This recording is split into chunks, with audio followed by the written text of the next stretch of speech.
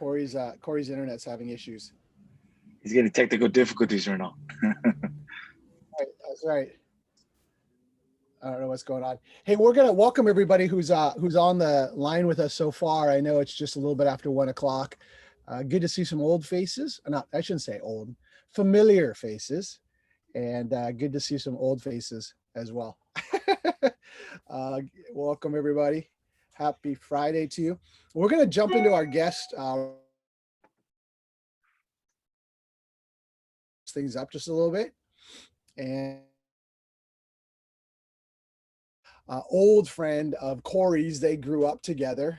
Ranson obviously beat the crap out of him growing up, but Ranson has become a great friend to us and mentor because Ranson's just an amazing entrepreneurial guy, and our vision of being vertically integrated really came from watching Ranson as he took his business and went vertical in the cannabis industry. And I mean, you think about cannabis, you think of little shops, and you think of some edibles, and you think of some things like that. But Ranson's just done some amazing things and formed some incredible partnerships with people that you wouldn't normally think to partner with, but turns out to be some of the greatest leveraging and win-win relationships that I've ever seen. So it's pretty incredible. But Ranson, we're welcome. Glad you're with us. Cool. Thank you so much for having me. You and Corey, thank you for the kind words. And I'm happy to see a bunch of people on the call, and I hope everybody's doing well and having a good day. Yeah. Well, most of we did this on this Fridays. We started this back when COVID first launched in the realm of locking everything down. And so we started gathering folks on Fridays just to kind of talk story about real estate. And so we have real estate investors, and then it kind of branched out into business folks as well. And so today is great because we're going to kind of go a little bit outside of just real estate. We're going to talk about business, and we're going to talk about innovation. We'll talk about vertical integration, and kind of, Ranson, anything else that you might want to share. But first of all, tell us a little bit about your story. I'm talking too much, but we want to hear your story. So you grew up on Oahu. You grew up same area as Corey. So tell us a little bit about kind of that story, and then how all of the growing up stuff set you up for kind of where you are today. I like that you talk. So you can talk for me. It makes it much easier. You can definitely tell a story. It makes things better. No, well, first off, thank everybody that's on the call, and I appreciate everybody taking time. I know it's a holiday weekend going into the weekend. Definitely people have a lot of things to do. So always appreciate everybody's time. As Cole said, born and raised Waimanalo, Hawaii. Left there in 2003, came to study at UNLV. Also played football at UNLV. Studied business there. And my last semester in college, I ended up, leaving school to end up taking care of my younger brother, Royson, who was right underneath me. And, I learned a very valuable lesson at a very young age. Trying to raise a teenager is pretty hard at the age of 20. So I was forced to grow up very quick and made some good decisions as far as, preparing myself for the future. So I started working in the corporate world of nutraceuticals. Started in the world of GNC, General Nutrition Centers. And I quickly worked my way up to the regional management team. And that's kind of where I learned a lot of the structure as far as, basic checks and balances, ERP system, CRM, understanding inventory, but also understanding how to take businesses from start to finish. Because I was in charge of all of the stores in Nevada from the corporate side. So anytime we had a new location, old location, a old franchise takeover, etc., I was the guy that kind of navigating that. But along the way, I met some amazing people. Met some great families here that have strong roots in Las Vegas, Nevada, and they were very kind enough to, take me in and mentor and guide and advise me on a lot of different things in life. Not just in business, but basic things. Parenting. All the other good stuff. And I was forever grateful to those families and those individuals because it ultimately molded what things have shaped into now, fast tracking nearly almost 20 years. So, it's been a long journey, but it's been an exciting one. And, I was very fortunate. So, at a very young age, I was able to, after doing very well, I was able to move my entire family to Las Vegas, Nevada, siblings, grandparents, parents, at the time, in-laws. So everybody got a chance to come up here to Las Vegas and really pursue different opportunities. And it was nothing better than to just have people surrounded by love and family to really, constantly remind you of the purpose and reason of why you work so hard. I like to tell Corey all the time, we all have the same 168 hours in a week. And, what we do at that time was a clear separator between us and the next person. So right now, currently, I don't know, I probably average about 100, 110 hours a week. And, I was very carefully managed on my time and, carefully planned out for months in advance. And I think that's probably been the biggest separator as far as productivity versus activity. Because a lot of times people get very confused about, what they're trying to accomplish in their days and in their time, right? They think that being busy or, and I really hate that word busy because I got to try to tell people all the time, define busy for me. And, whenever they come back with their answer, it's always some way out of left field answer. So I try to make it into very two basic terms, right? Is it being productive towards the ultimate goal and our ultimate, objective? Or is it just a form of activity that's really producing no productivity? And, once we started applying our times like that, we've seen things start to skyrocket. And I get a common question all the time, how do you keep things organized? Or how do you keep things structured? Or how do you, kind of bundle things together? And the most easiest thing to answer to that is just an amazing team, not just a team of family, but a team of business partners, a team of, just staff, everybody involved, and which allows everybody to, continue to do things on a very large scale. So that's awesome. Yeah. So Ranson, so many angles that you've already touched on that we want to definitely get back to. But let's kind of unpack your story just a little bit more. So, so you're UNLV kind of put you in Las Vegas, and then, obviously you got successful, got to bring the family out. Vegas truly is a ninth island. It's hilarious. Every time I'm in town, I'm like, hey, I know you. Hey, I know you. Hey, where are we? You feel like you're in Hawaii still. But what got you connected to the cannabis industry? So GNC, you're kind of rising up the ladder and back, and you were one of the early adopters, or kind of the first ones to get into.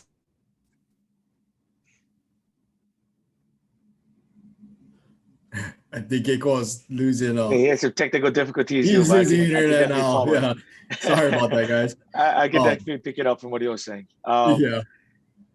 No, I think the biggest thing for us growing up in Hawaii, it's kind of been around us from the time we were all young. Nobody really cares about cannabis in the islands, right? We kind of see it as part of the culture, and people kind of do it along the time. And it happened the same thing in my hometown, in Waimanalo. I grew up in a very very, very challenging time. My parents lost me and my siblings at a very young age through Child Protective Services. And, if it wasn't for my grandfather and my grandmother to, take the bull by the horn and take in all 5 siblings, we all would have been broken apart throughout the different islands, etc. And, I was very forced to learn at a very young age. So, one of the people that kind of introduced me to cannabis was family members, right? I never consumed it, at that age. I never really thought about anything at that age, but I did know that it helped people, right? It made people happy, it made people hungry, it made people joking. And I never really looked at it as anything else. So I never really paid attention to it. When I came to college, I had a cousin, he's still around today, but my cousin was heavily involved in the industry in California. And, it was, early days of medical. And it was also still very gray at that time. California passed in 96. But in the early 2000s, it was still kind of very restrictive, and they were still doing, different things that would look very archaic, 20 years later. So, he was kind of definitely one of those guys that really planted that seed and really try to push that initiative forward. And, like I said, some of the people that I met here in Las Vegas, they ended up becoming very close family friends, and not just friends, became family friends. And, my cousin ended up presenting that concept and the idea to me and one of my partners, who is still my partner to this day. And, this is, man, well over a decade ago, so it was very early. Yeah, you guys, it was early. You got into it when it wasn't like hot, it wasn't cool, it wasn't the thing, yeah. Right? Like, and I remember you even told me that you guys held off, you didn't start the grow and like some of your competitors tried to time it and then they went to market too early. And then, you guys waited and were patient. And because you guys were kind of in the know, right? You're following all the maybe legislation and everything going past locally. So that's one thing that you guys did. And one thing about you and your business, and I want to talk about the business too, because every time I meet with you, it's like it's bigger and bigger, like it's growing so fast. And I know there's so much to unpack here, and I know you're short on time, Rance. So I guess when you guys started out, it's a new industry, highly regulated, not very accepted yet amongst the general public. I mean, it still isn't, 100% until it's like federally, legal. But how did you go from like the first grow and harvest to like where you are now? And maybe give us an update of where you guys are now. Sure. I think if you go back, right? So the model that we really took, the business model we learned from a lot, actually it was originated out of Arizona. Arizona passed the laws for medical back in 2010, but it took roughly about 3 years because of delays in politics to get the first vertical businesses open.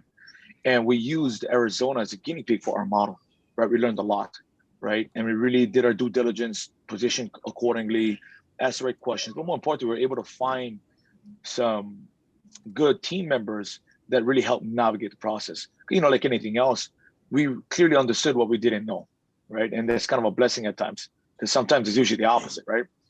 People very overestimate that they know more than they know, or they have the ego to think that they know more than they know. And, for me and my partner, Chad, we were very fortunate to realize that we didn't know a lot, so we had to find the guys that did know. So Arizona really helped create a blueprint and a roadmap for us, and we learned how long it'll take for the medical market to take off and catch traction. We learned, what are some of the early pitfalls and some of the things of the do's and don'ts of what to do and what not to do, but also patient base, right? So we learned a lot of those things studying that model, because as much as our guys, some of our team members came from the California markets, our partners wanted nothing to do with that California stigma, because in those early days, it was still considered the Wild Wild West. You shut them down one day, they open up the next on another corner. And, our partners here in this venture clearly wanted nothing to participate or do anything along those lines, because they would kind of follow, their family history or their legacy, to say the sort. And the families that we have on our side, they come from very mature industries, right?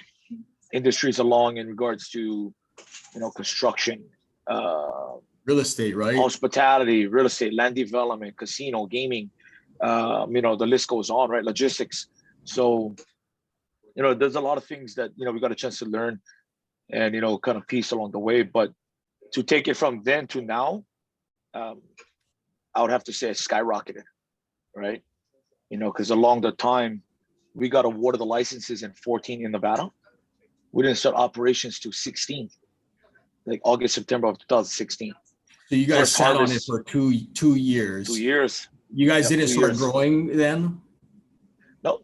We put plants in September or August, September of 2016. And then the first harvest came down roughly January of 17. First sale happened in March of 2017. Right. And it was roughly 4 months before the market went recreational, because Nevada went recreational in July of 2017.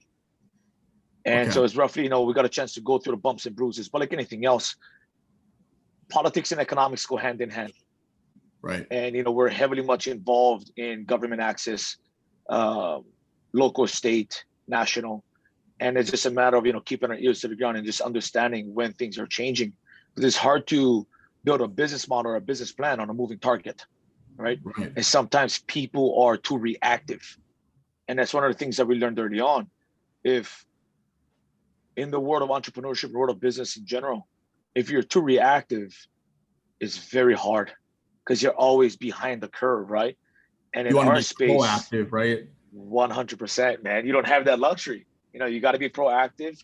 And I like to say a lot, when I do some of the mentorships or some of the give backs back at home, you either want to be ahead of the curve or create the curve.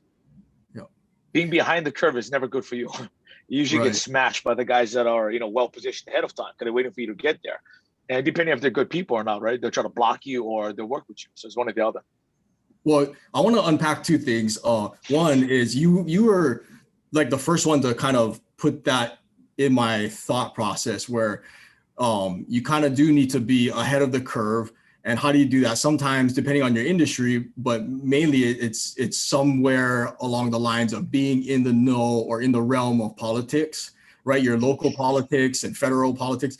And like I feel that that has shown itself so true to us because we're part of the NPLA now, and it's an association that basically lobbies on behalf of the private lending industry. So it's a very organized professional association that just launched. And I realized how important that is, right? To be a part of the discussion, because now we're one step ahead, and we try to, every time we get updates, we try to pass it along to all of our friends and colleagues who come on these calls, but so I remember you telling me that, how important that is. And now I understand why, and then the second thing is with the cannabis industry, it's so hard.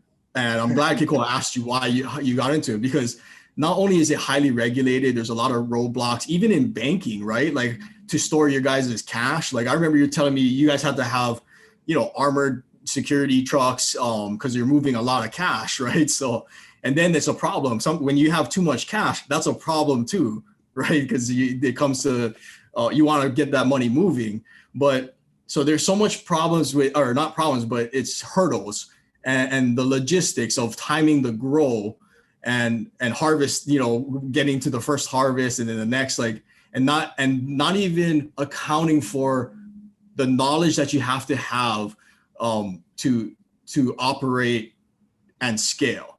Because as I've learned through you, that the cannabis industry, you don't just put it in the ground and expect it to grow, right? Like when we walked through your facility, I was super impressed because it was like a pharmaceutical company. It's pharmaceutical grade. There's cameras everywhere. What you said, there's live feed to, the officials.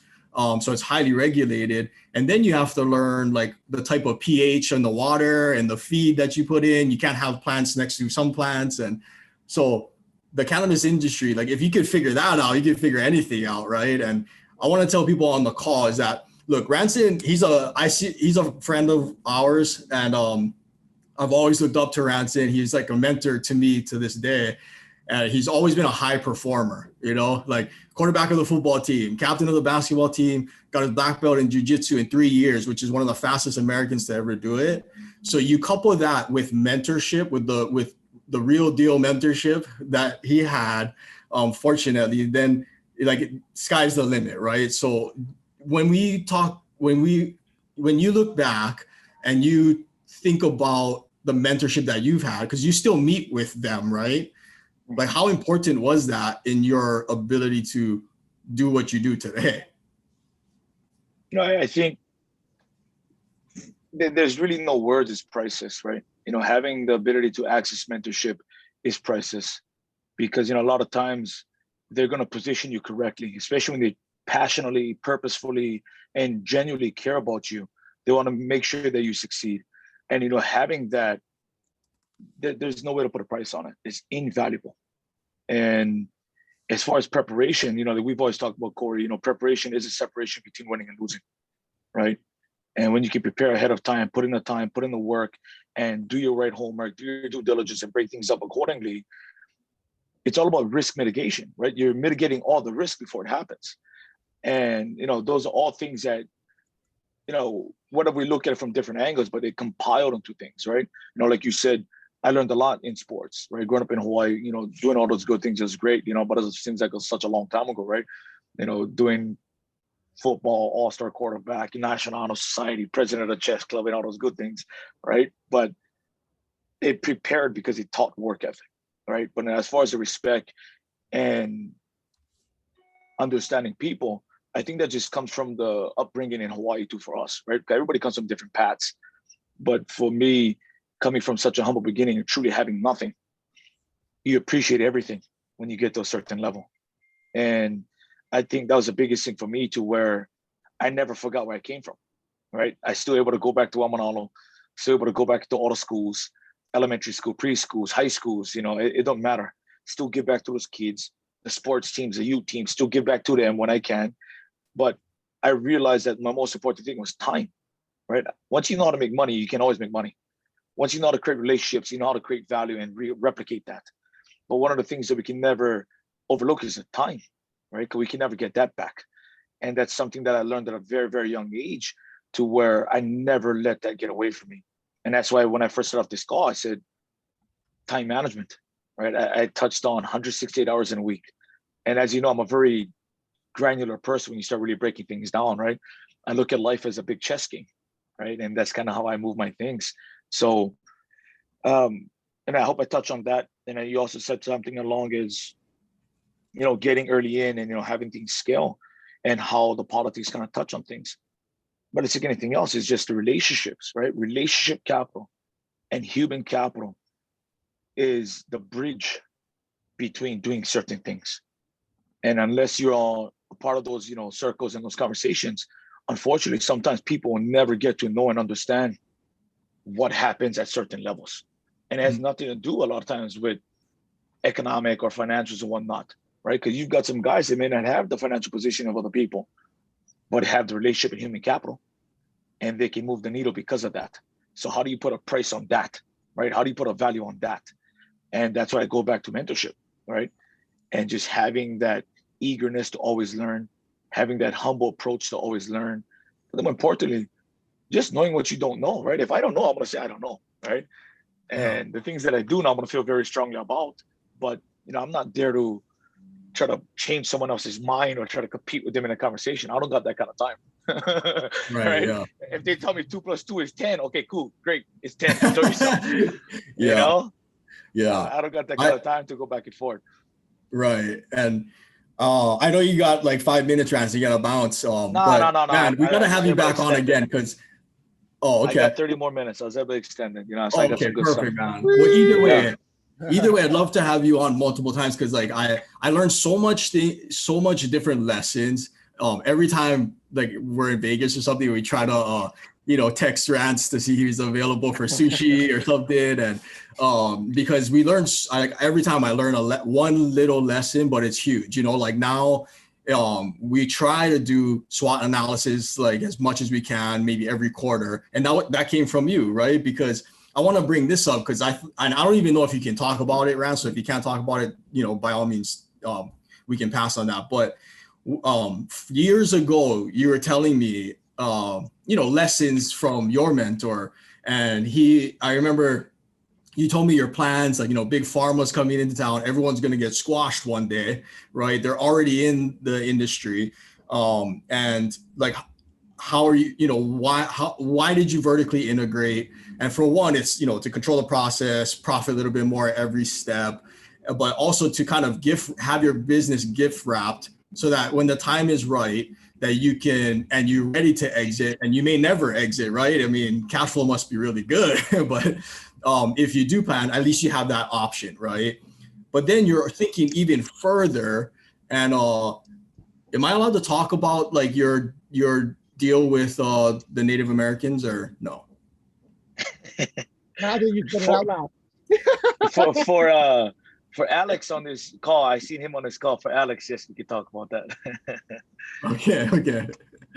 All right. So, and you were telling me like, big pharma's gonna come in town and kind of like squash everybody, but not us, and of course I want to ask why, because I'm curious, and you're saying that, well, because the margins are gonna just get too thin and they'll price everybody out.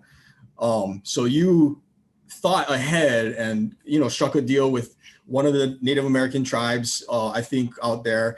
And the reason why you did that was to grow and operate on their land. And it took years to gain trust, I'm sure, and the proper relationships to even get into working with, one of the tribes. So, but you did that because you were smart enough, like you said, to be proactive and think ahead, where if if you grow on their land, right, then you save on the taxes, right? And it's such a big margin that you could price, big pharma out it sometimes. And I was like, what, like, how did you even think of that? Like, that's genius, And then you mentioned that, your mentor always taught you to do a SWOT analysis, right? What's your strengths, weaknesses, opportunities, and threats?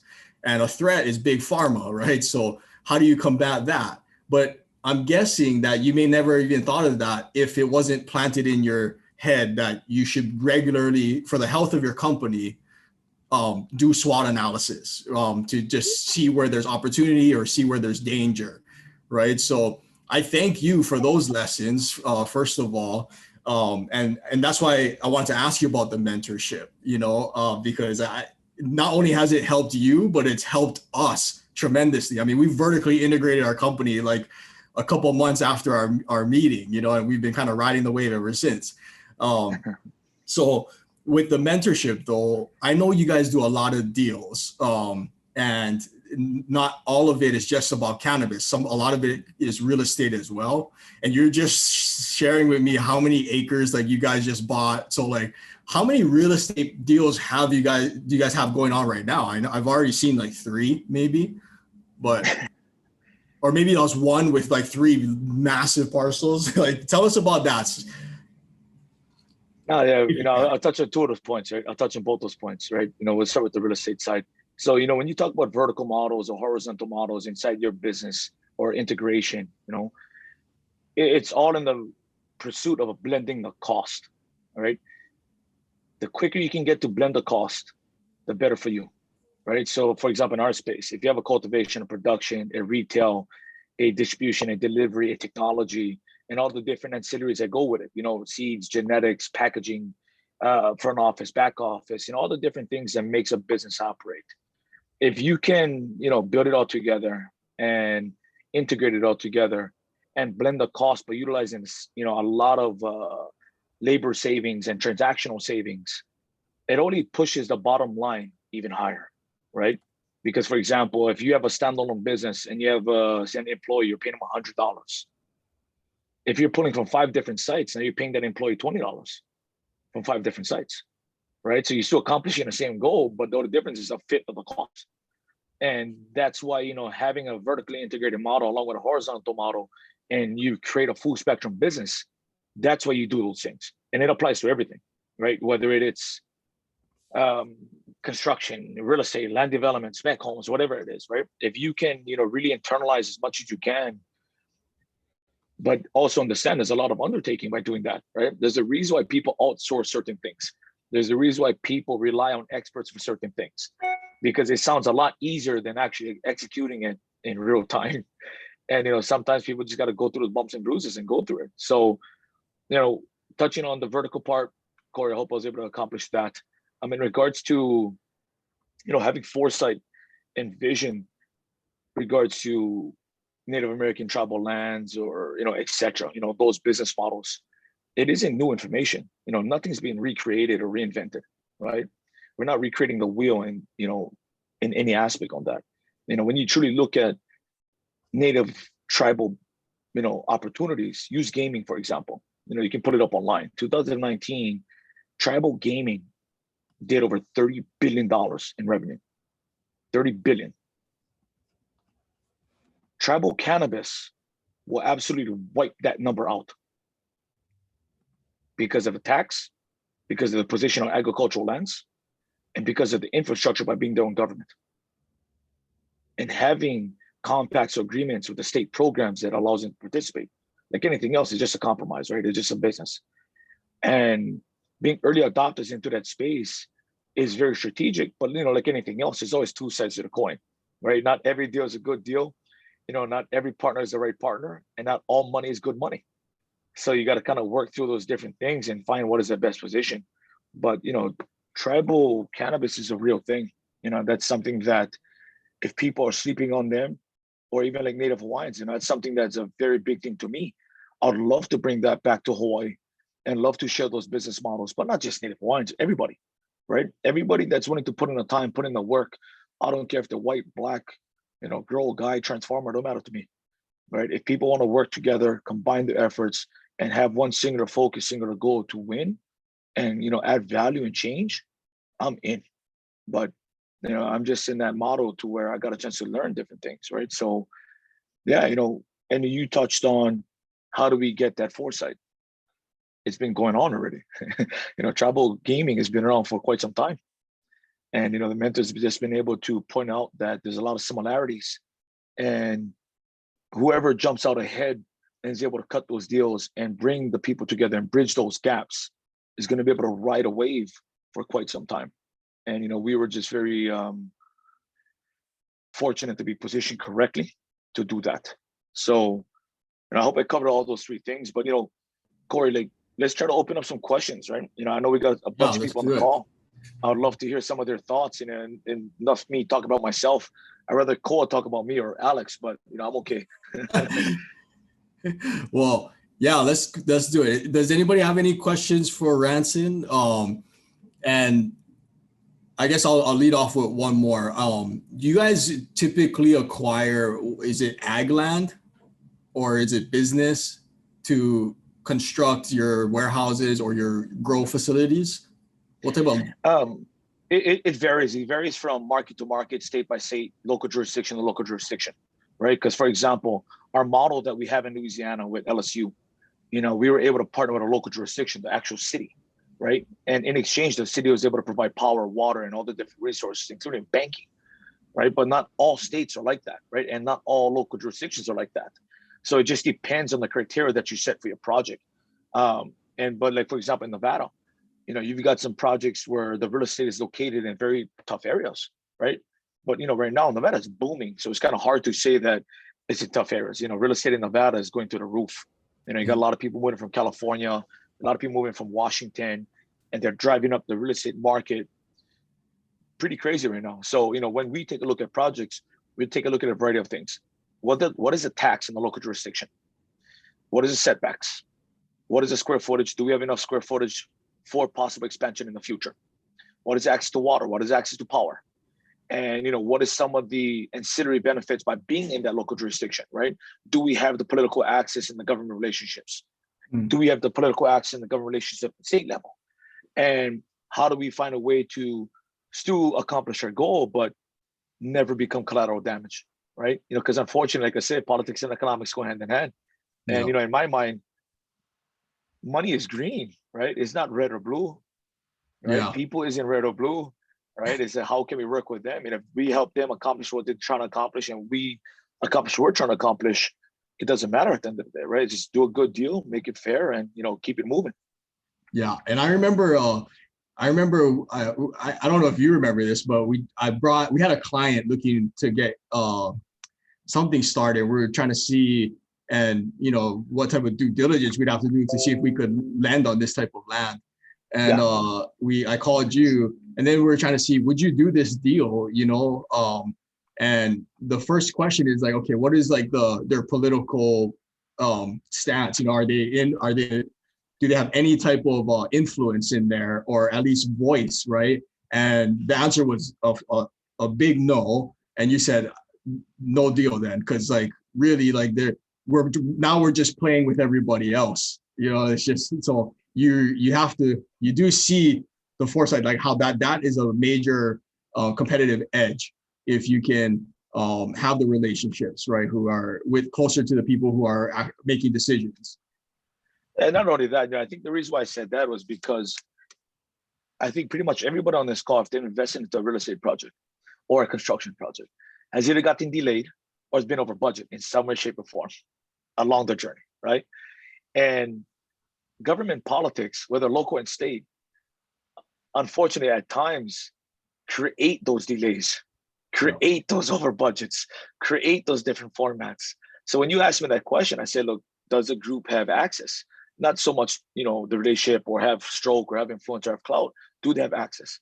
Because, nothing's worse than thinking you're going to be able to make a decision for your team in the best interest of your investment shareholders and everybody in your, and move a project, but you don't even have a shot or a seat at the table to even have a decision to be made, right? Yeah. And that's probably one of the toughest things for investors or, just entrepreneurs in general. And they learn those things after the fact. right? Yeah. They learn those things that, sometimes things are 2020 hindsight after the fact, and they find out, man, I wish I didn't do that deal. Right. And next thing you know, they lost, maybe 4, 5, 10, 20, 30, $40 million down the road. They're like, yeah, I don't want to do that again. Right. So it just depends on the criteria. Right. So I think each project, when you talk about a checklist, it's all case by case, deal by deal. But it also comes down to what is the expectations of the group internally, right? How do you manage the people, right? How do you manage internally first to be successful externally? And those are all the things that kind of, break down and go forward that way. So yeah, that's just my thoughts, sorry to kind of make it run on, guys. I apologize. No, another thing, I got another question. Sorry. I don't see anybody dropping anything in the chat, so I'm just going to keep going. If you guys got questions, drop it in the chat. Okay, starting from the beginning, right? Because the thing for us as investors, the genesis of the acquisitions side is finding deals and funding deals, right? So when you started your company, I remember you're telling me that your mentor didn't give you any handouts, right? Like he helped you, but he didn't invest $1 until you had proof of concept, right? So, how did you get started and finance the business, especially when you're in a situation where you have to be patient, right? So I'm sure there was some bleeding going on early on. So how did you finance the business to just get it off the ground? What was that like? To touch on that, I think the biggest thing about it is, like I say, it goes back to due diligence, right? And understanding how to negotiate the structure, right? A lot of times what people fail to do, a lot of times, especially in deal, especially in investment, especially in raising capital, is they set unnecessary timelines for themselves. Yeah. Right. And I've never seen any performer forecast or projection lose money ever. So of course, when you really get into the thick of things as an operator and you start moving things forward, you should always start your time clock from first sale. Right? Because when you can start the client time clock from a first sale transaction, that's how you truly win. Right. And for the other people on the call and listening to those type of things, that's going to be the one that is of tremendous value, right? Is setting the right timelines that gives yourself an opportunity to succeed. Yeah. Right. So I think, and then in regards to, getting the business started, getting the finance, getting certain things going, is having proof of concept, right? Without proof of concept, it's very tough. Yeah. Right. You can have great concepts, but even if you started at a very small scale, even if it's very tiny, have something, So when did your mentor end up investing with you? Unless he still hasn't to this day. I don't know. Nah, he's definitely been a part. Like I said early on, me and my partner Chad, in the early days we worked for free. Right. Yeah. Getting this thing started, the first couple of years, zero, nothing. Yeah. Right. And that's a very tough pill to swallow for a lot of kids when they're young and getting into the space, because in their mind, they have this fantasy that, I want to go do this and I want to make all this money and this is going to happen. No, it's actually the opposite. Because everybody else has got to get paid first, right? Your employees got to get paid, taxes got to get paid, investment got to get paid back, all those things got to get paid back. Really look back at it now, I think, man, the first about a little over 3 years, almost 4 years, we literally worked for nothing. Zero. And that was one of those things where I remember my family was looking at me at that time and said, "You're nuts. You're out of your mind. Like, why are you doing this? I said, go do something else." Right. And that's when you learn a lot about yourself. You got to bet on yourself. Yeah. If people ask you the question, what is the biggest investment that you've done? Easy, myself. Right. Yeah. I put it into myself, because at the end of the day, you got to live with that. You got to eat that. And if you're, man enough to own up to your decisions or your losses or responsibilities, you're not going to point the finger and blame somebody else.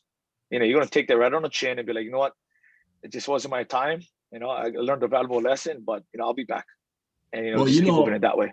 Yeah, and I was just talking about this lesson that I kind of just learned, and it has something to do with jiu-jitsu as well. And I was talking with Alex.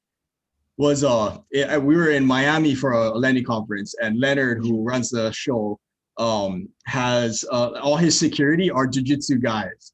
And so one of his guys I was talking to, And he was asking me, oh, have I been on the mat lately? I said, no, man, like I would get wiped on the floor right now. I'm so rusty and I miss it though. And he was like saying how, jujitsu, I couldn't find the words for it, but he was saying, he described it as it's very fair.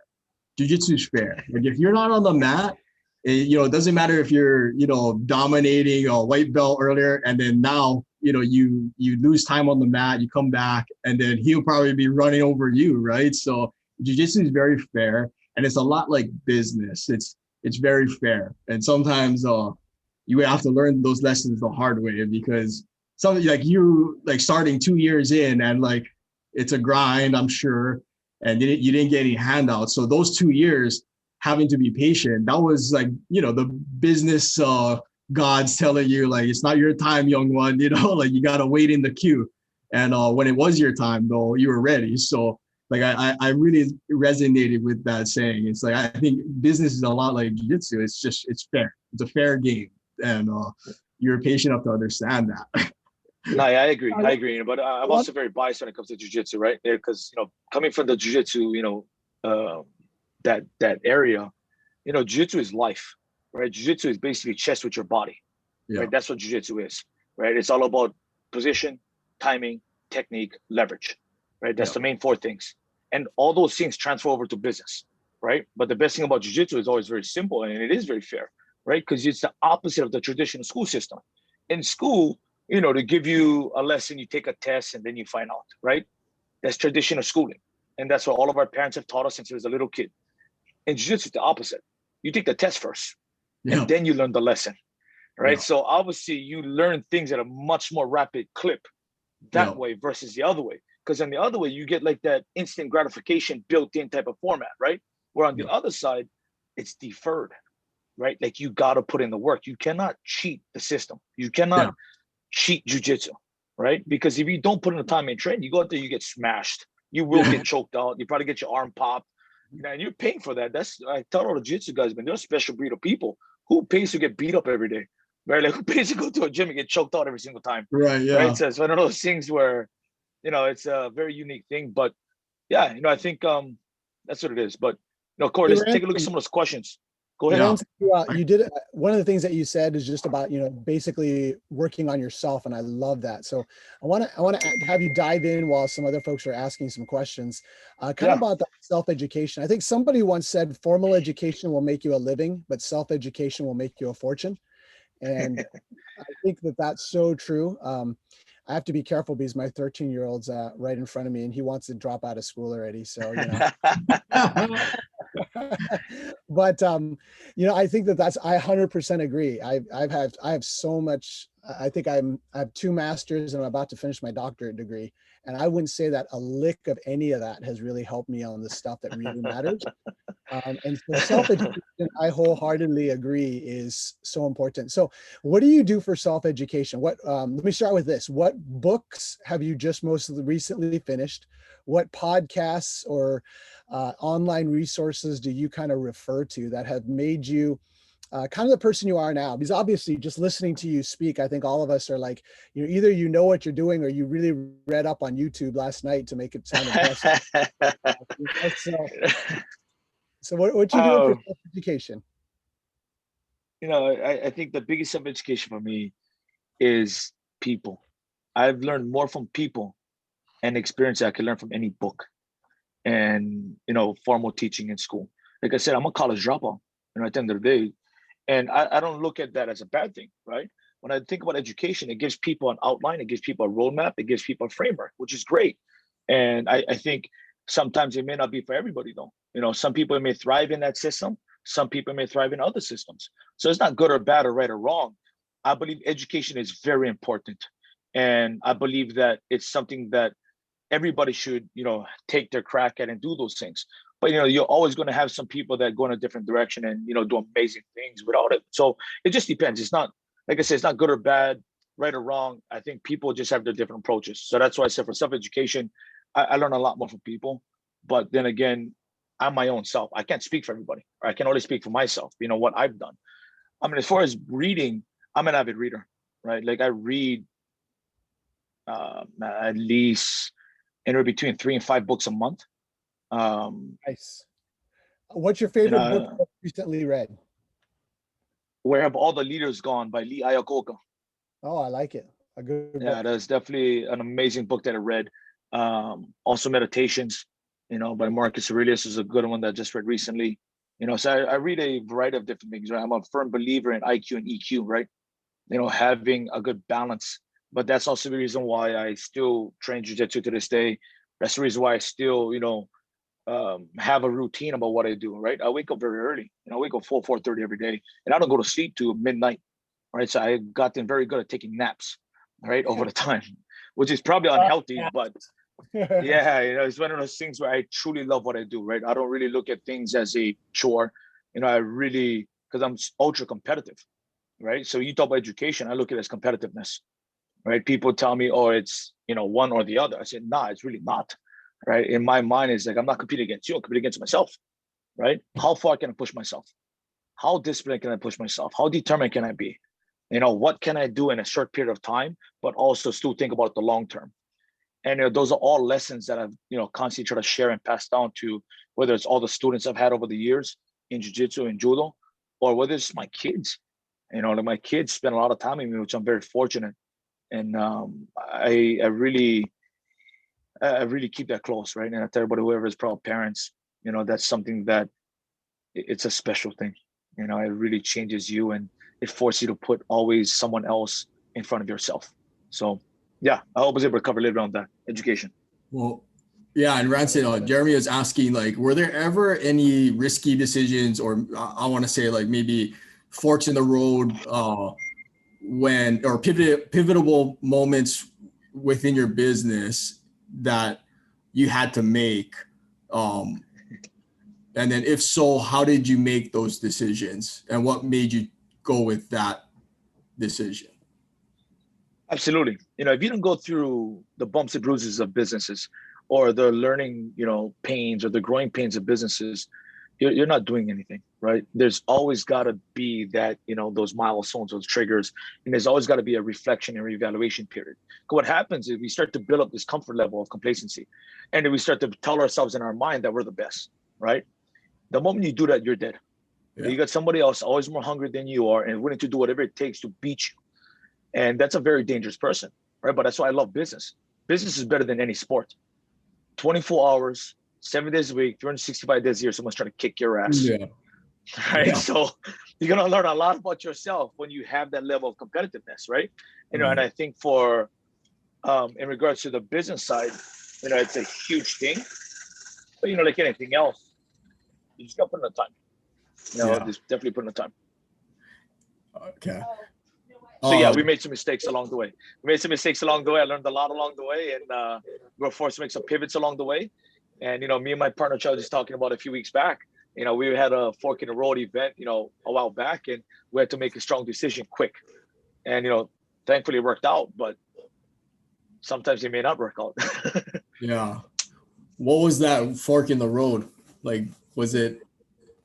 Hey, something you run into before partnership you answer that disputes. question, Ranson, real quick, Jeremy, ask your question that you wrote, because I think it plays right into Ranson's answer, I think, with this question, and then it'll piggyback off it. Oh, no, I think Corey asked it for me.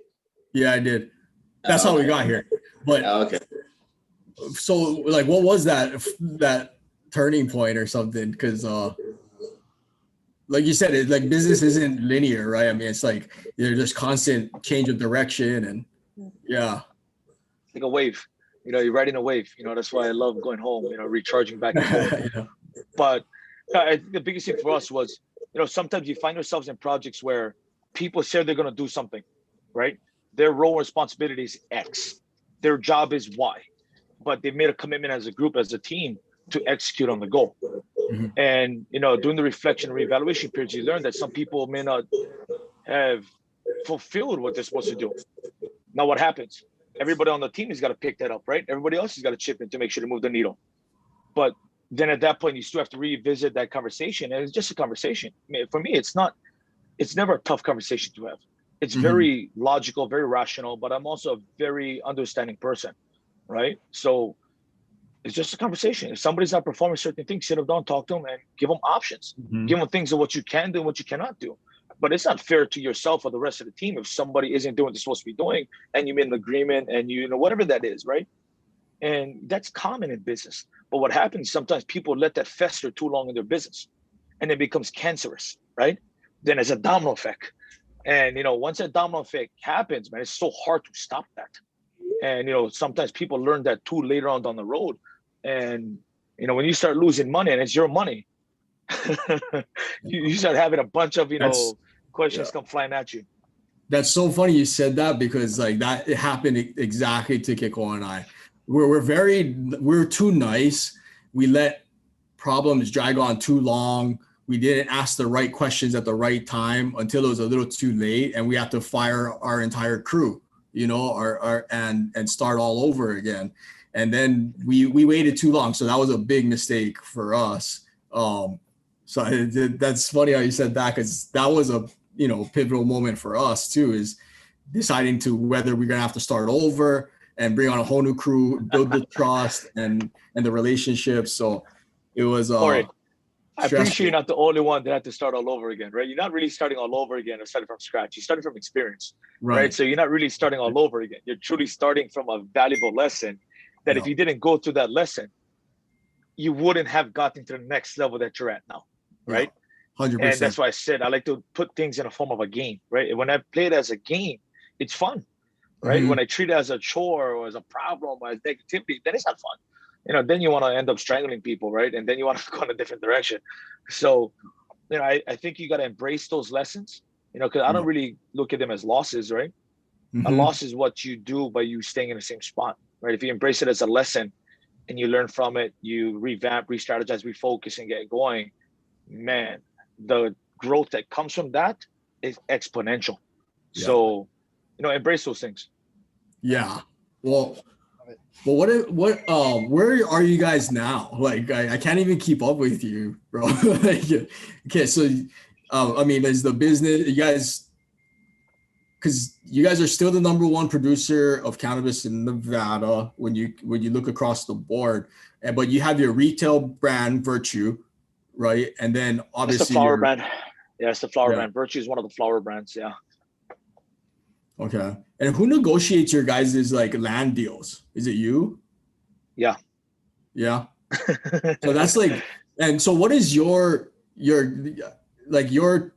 task is like you oversee pretty much all divisions, right? Like I can't even imagine how busy. Actually, I can't imagine, but like Ranson said, this guy doesn't sleep. I texted him to see if he wanted to come on, and he said yeah, but he's texting me at like 11 o'clock our time, which is 2 o'clock in the morning his time, and then calling me first thing in the morning. I'm like, bro, do you ever sleep? You're like, sometimes. But like, what do you? So you basically oversee all entities, and you're working on driving the company forward, or are you still operating inside the company? No. For me, like I said, the team is growing right now. We're scaling at a very rapid clip. And, unfortunately, sometimes you're going to learn valuable lessons in that aspect, right? Like we've always talked about in our conversations.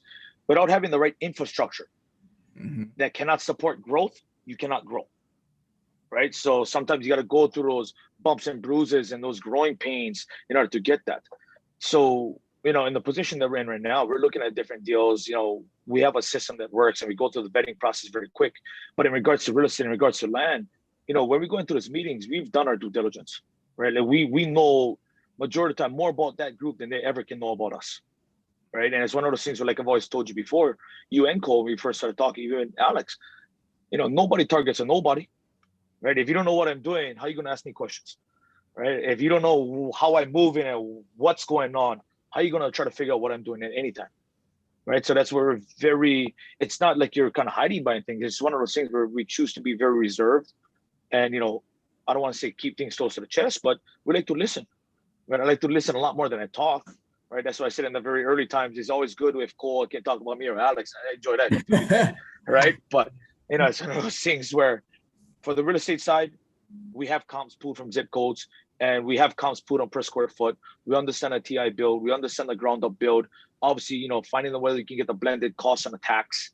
the incentives and all the different programs, right? That's in that areas, right? Where there's opportunity zones or etc., right? Lighting programs, whatever is going into those things, there's a certain criteria. So, like I said, each deal is case by case, deal by deal. But, when we look at business models, we're looking at a variety of different lenses, right? That's why I always encourage brainstorming, team building, reflection, refocus, re-strategies. Because at that point, you can turn a model that really looks very singular from a first glance, and then you bring somebody else's view on it. Now it's a very robust model because you can generate at least 10 different revenue drivers before you even get going, right? Example, we have a production license, okay? And we use for extraction and manufacturing. We have real estate, we have a building. Now there's other groups that come into the space that cannot afford to buy real estate, cannot afford to buy the license, cannot afford to create wholesale distribution or the infrastructure or the government access. So what do? They partner with teams like us, right? Then you charge them base rent, compliance fees, a profit participation formula, whatever that looks like. If they want to use a wholesale distribution point, there's a service fee for that. They want to use your marketing, service fee for that. They want to use your government relations, service fee for that. So now you went from just having one real estate asset and one license and just 2 streams of income to 7. Yeah. Like that. So now the model changes, right? Yep. So it's how do you move the model and how do you set up the model and kind of break it up from there. So yeah, I hope that helps you guys. No, yeah, I got one more question. Then Kiko, I'll let you go, and of course anyone that wants to unmute and ask. Yeah, so we got like 1 minute. Yeah, we talked minutes. about vertical integration, but can you touch on horizontal integration? Of course, those are your raw materials. Your raw materials, your supplies, your transactional costs, your blended costs, your expedition costs, all those things are horizontal, right? In our space, it's going to be seeds, genetics, fertilizer, nutrients, equipment, sensory systems, data, technology, delivery, distribution. Those are all the things that kind of go hand in hand.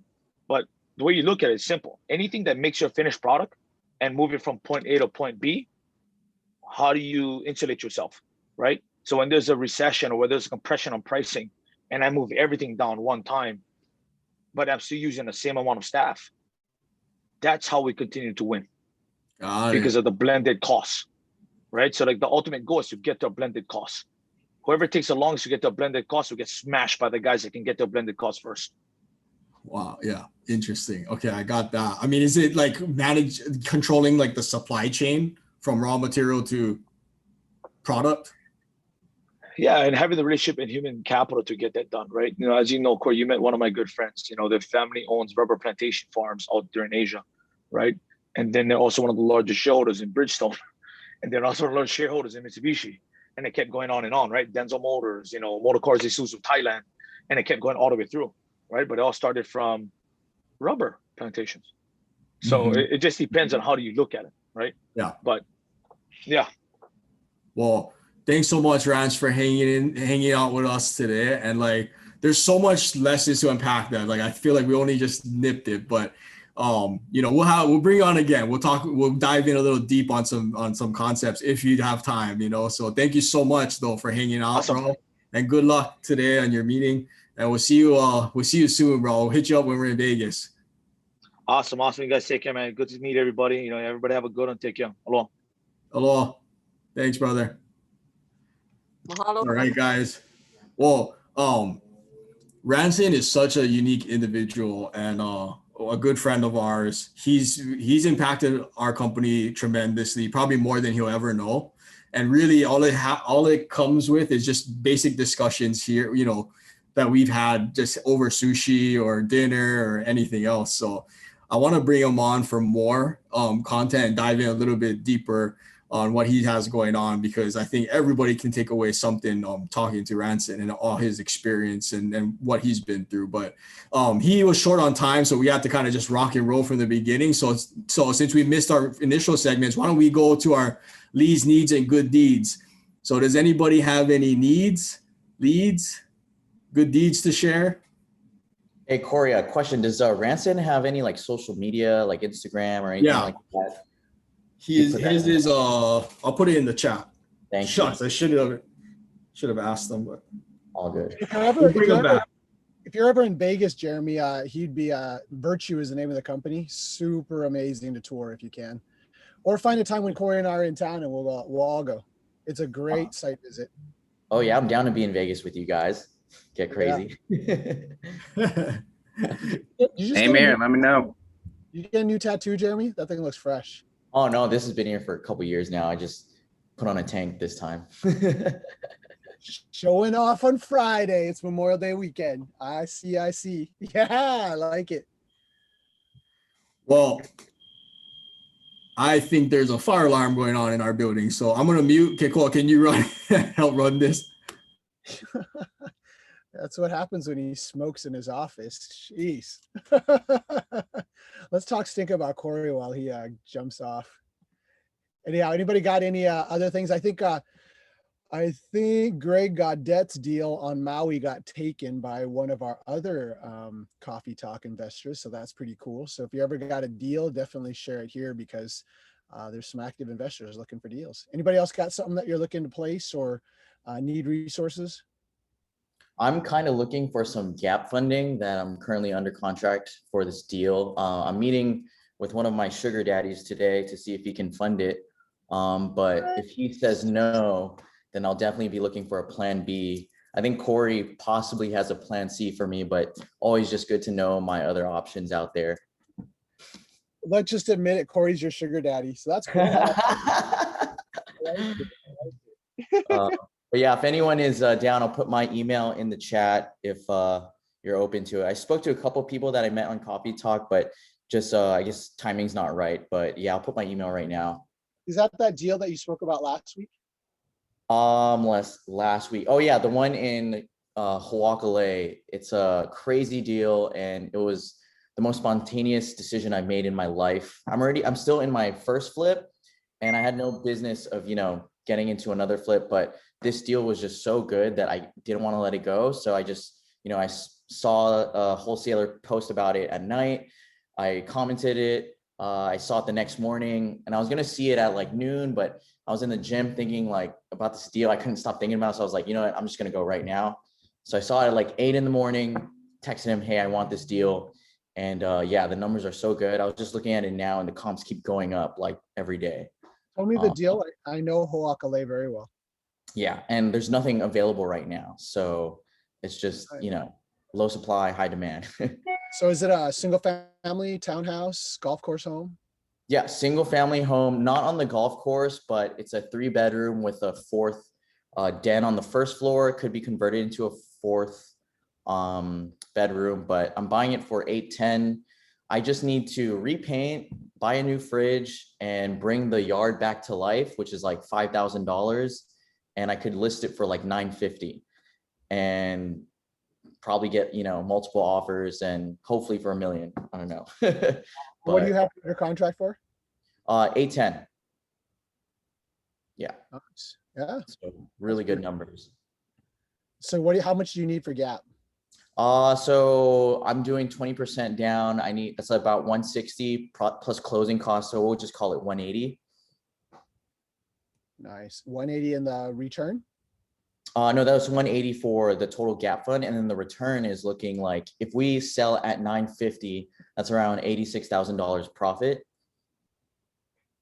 Gotcha. Okay. And then what do you pay for your gap funders? 25%?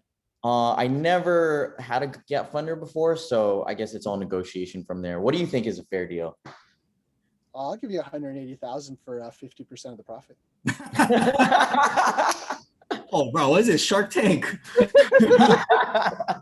the sugar daddy, Corey. All right, Jeremy, I'll give you 49. We got to say yes right now. No. Friend. No, typical is about 10 to 12%. Yeah. Okay. Thank you for saying that. Unless you're dealing with Keikoa, you might as well empty your pockets. But Jeremy, connect with Corey because if you get to a point where you can't find somebody at a straight 8, 10, or 12%, okay. We've done some things called Dequity before that works out really well as well. So it's a creative way to incentivize an investor who is trying to take a look at their returns and saying, hey, 10% may not work for me, but hey, I'll roll the dice with you. So get with Corey on that. We've done an episode on Dequity and maybe we'll do it again in the future, but it's pretty sweet. Yeah. I'm doing, yeah, that's a good one. Cool. Thank you guys. Right on, Jeremy. Well, we'll get that closed one way or the other. Oh yeah, we'll find a way. Yeah, well, you always got me 50%, bro.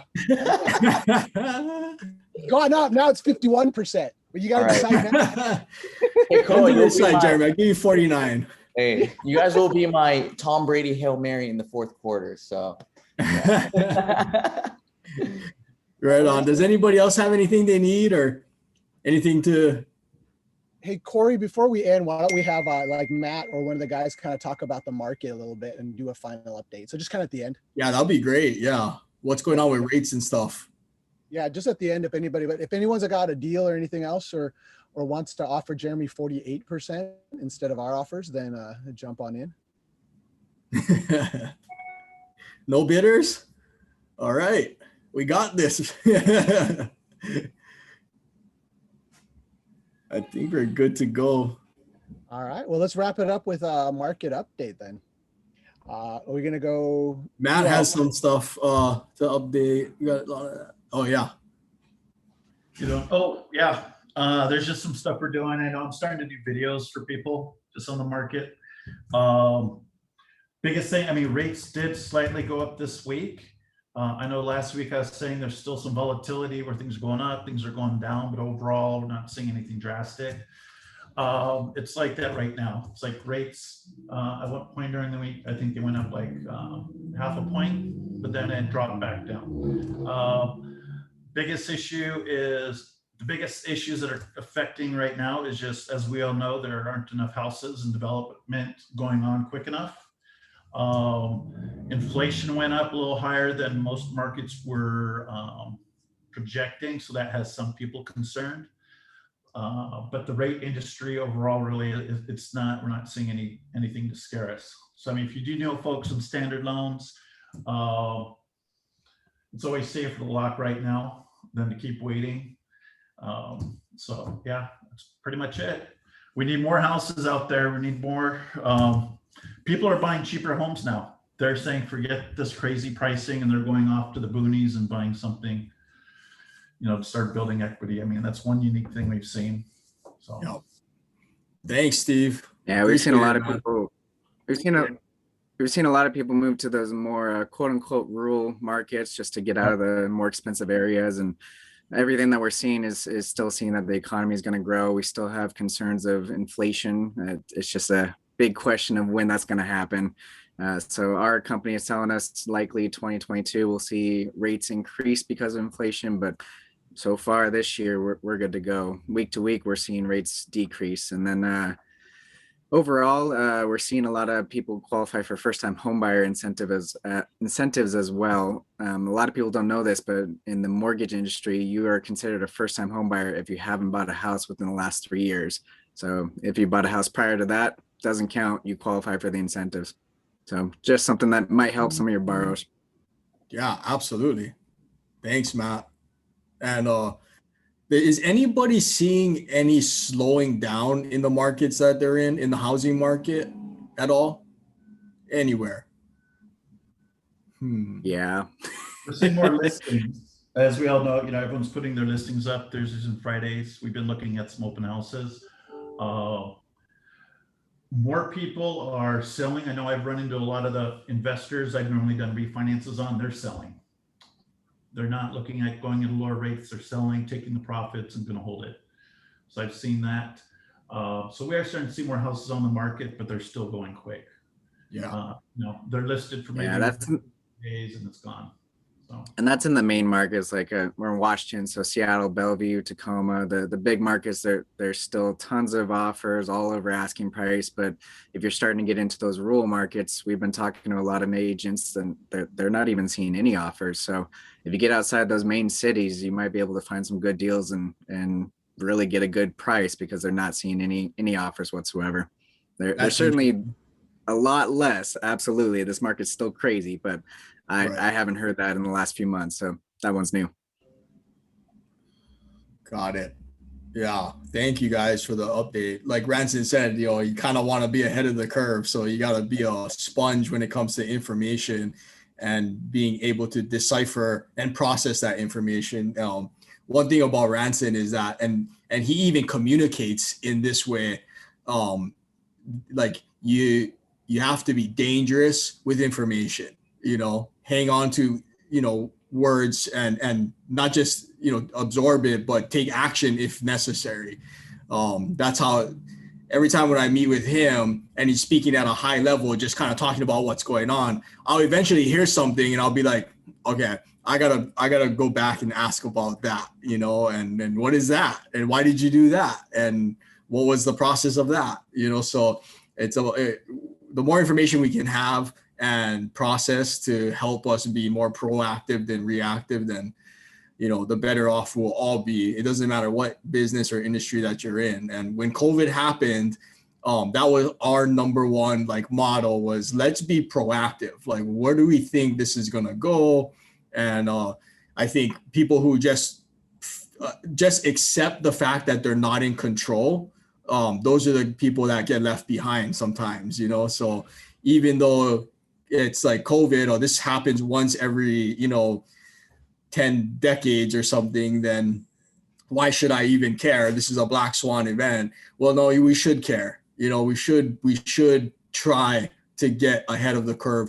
If not for us, then for our investors or our families who are counting on us, right, to make right decisions. So he is a man of, he's dangerous with information, and that's how I think we all have to be. So thanks, Matt and Steve, for sharing that. If anybody has anything else to say about the market or what they're seeing, I'd love to hear it. We're starting to see major upbids in the high-end luxury market. This is over 1.5, and I'm seeing homes, they're going over 200 grand in 7 days. And then now I'm starting to see competition in the condo market. I just put in an offer for my client on the Symphony building, and we got outbid. There was 4 offers. And so now we're starting to see that creep into the condo market, which is insane. Wow. Yeah. And, we're jumping in on a deal with Ernesto, right, who came on Coffee Talk, and out in Kukui'ula in Poipu, Kauai. And it's all luxury. The cheapest house is probably $5 million. Their original ARV was 6.2, and they haven't even closed on the property yet. And there's a comp for 6.75, an inferior one. So it's already on half a mil above what they're targeting. They haven't even bought the thing yet, so that just shows you how fast it's rising, even in the high price point luxury space as well, right? It's kind of, I don't know what to think of that. Is that a good thing, or is that, because at some point there's got to be some sort of pullback or absorption, right? Otherwise it's called inflation. Yeah. So, and like Ranson said, just ride the wave, right? Gotta ride the wave. Yeah. Enjoy the ride. Crash. It's just a matter of when it's gonna happen. There's still a lot of cash out there, a lot of cash buyers, which is crazy. Yeah. So, and I think my Ashley, who I think is still on the call, she made a good point. It's we're in a healthier position than we were as a nation, than we were in 2008, 2009 in the housing market, when they were cutting dirty loans. People didn't have equity. They're over leveraged. They lied on their application, so they really couldn't afford the mortgage. And when those rates adjusted, and when the housing market started to crash, it was bad, right? It was felt worldwide. So even if we have a big correction and inflation, I think, I agree with her that we're in a healthier, at least we're in a healthier position than we were. And I would recommend that everybody take a strong look at the market that they're in and try to use whatever data or common sense sometimes to think about what is going to happen. Like Hawaii, I think we'll be okay, because there's so much international demand. We're notorious for having low supply, and we're represented by every branch of the military. So there is always demand here in Hawaii, and the inventory is always low, so it would have to be really unforeseen circumstances, like when COVID first happened, where they shut down all travel and all that, for it to really slow down the housing market. which it did for a couple of months. And I know Jeremy knows, we were talking about this earlier. And but when it opened up, I mean, it's coming back strong, you know, the housing market, which is, I never thought that would happen, you know, so I'm glad I was wrong. But so I would suggest that everybody take a hard, honest look in your market to see, like, to try to be prepared for anything, you know, maybe that be prepared that we're going to ride this bull for, you know, a couple more years. So let's start buying stuff and making stuff happen, you know, or maybe it's like, nope, I think, you know, it's going to be a big pullback in my market. So let's start wrapping things up and getting ready for market and sell, right? And sit on the sidelines for a little while, or just jump into a different strategy. So at least let's get the cogs turning, right? I think what you said about Hawaii could be said for most of the West Coast. I think the West Coast is in a pretty good spot. Some of the interstates or Midwest, and that might be hit a lot harder with the correction, but for the most part, Hawaii, West Coast, I think we're pretty good. Yeah, and I would also look at, like, Hawaii basically mirrors the San Diego market, except we're like maybe 6 to 7 months behind, you know. So knowing that, you can kind of watch, you know, people who are playing in Hawaii can kind of watch what's going on with San Diego, you know, and try to, you know, use that as just as an indicator. So what are the indicators in your market, right? Are you in a heavy, you know, tourist driven market where if the tourist industry, you know, doesn't come back, then is that going to affect you?